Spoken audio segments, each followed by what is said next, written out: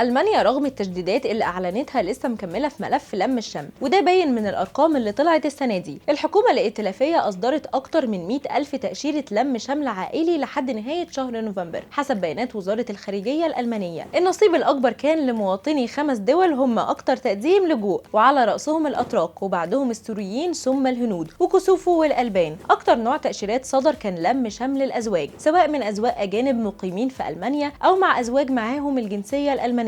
كمان نسبة كبيرة من التأشيرات كانت خاصة بلم شمل الأطفال مع أهاليهم، في حين إن لم شمل الآباء مع أولادهم كان محدود جدا. القانون الألماني بيقصر لم الشمل غالبا على الأسر الصغيرة، لكن في استثناءات إنسانية. ومع تعديل قانوني في مارس 2024 بقى مسموح للكفاءات العالية يجيبوا آبائهم لو قادرين يصرفوا عليهم. وفي نفس الوقت الحكومة علقت لم الشمل لفئة الحماية السنوية لمدة 2 سنين إلا في حالات إنسانية خاصة.